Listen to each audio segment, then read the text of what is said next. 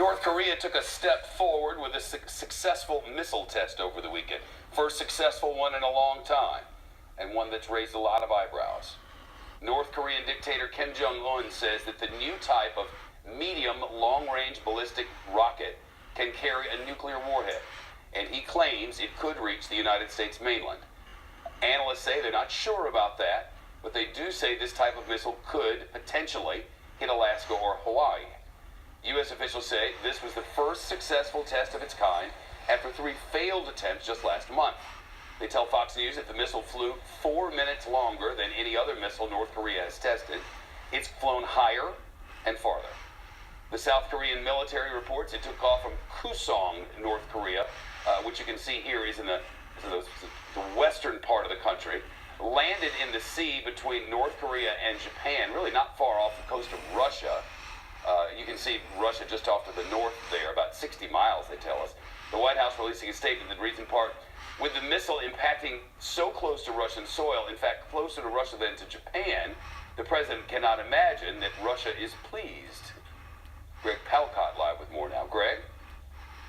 Chef, one of our most trusted experts on North Korea told us just a short time ago that this is the most significant missile launch to come out of North Korea yet.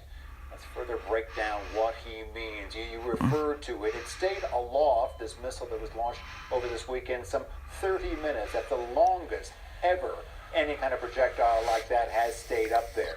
In addition to ending up some 500 miles downrange, it went up about 1,300 miles high. Do the math, that gives it the potential range, if it went on a strategic trajectory, of some 2,500 miles. That could hit the important U.S. military base on the island of Guam, and then some. North Korean leader, according to state media, was said to be ecstatic. Kim Jong-un monitoring the proceedings, claiming also the regime is that this missile could carry a heavy nuclear warhead produced out of their nuclear program. No confirmation of that, but Chef, experts do tell me that they're close to that. But they tell me that the biggest news to come out of this launch is that this kind of missile is most certainly a precursor to an intercontinental ballistic missile, an ICBM, and that is the thing that could really threaten mainly the United States. Experts also say that the kinds of missiles we saw at a military parade last month in Pyongyang, very similar to that. We saw a lot of those missiles.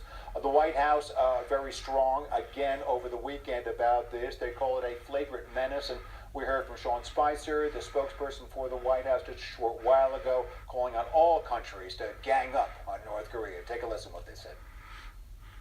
I think there's no question that North Korea continues to threaten the United States, our allies, Japan, South Korea, and its neighbors, including both China and Russia. I think we are calling on all of those folks in the region, particularly China and Russia, to do everything they can in terms of sanctions to help resolve the situation and bring stability to the peninsula. A big threat, UN Security Council meeting tomorrow. Chef. Greg Palcott, thanks. Let's turn to Joe Cirincione now, president of the Plowshares Fund, working to reduce and eliminate the dangers posed by nuclear weapons. He's also the author of Nuclear Nightmares, Securing the World Before It's Too Late. Joe, it's nice to see you. Pleasure, Shepard. Where are we in the long arc of troubles with North Korea? This is a major step forward for North Korea. This is the most dangerous test they've done yet, and it demonstrated some new capabilities. As you showed on the map, it didn't travel very far, but that's because it took a lofted trajectory. It went straight up, and then it came straight down.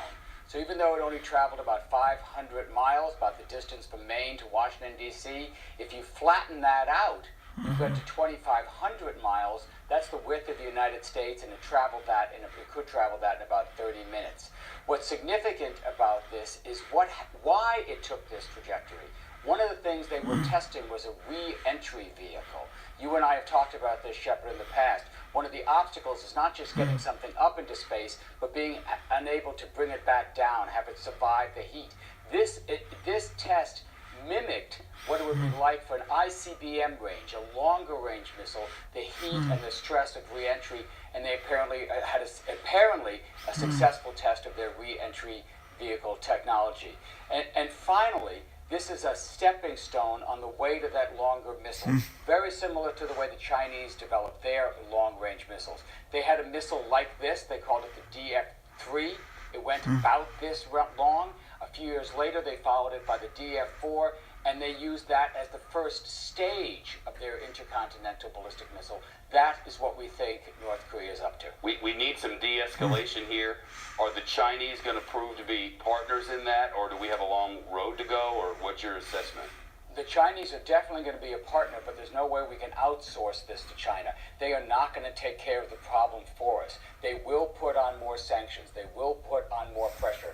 They and Russia, as Putin just affirmed today, do not want to see a nuclear-armed North Korea continuing to test like this. But they are not going to put sanctions on that will cause the North Korean regime to collapse. That is, sending millions of refugees into China, destabilizing it, creating chaos on the peninsula.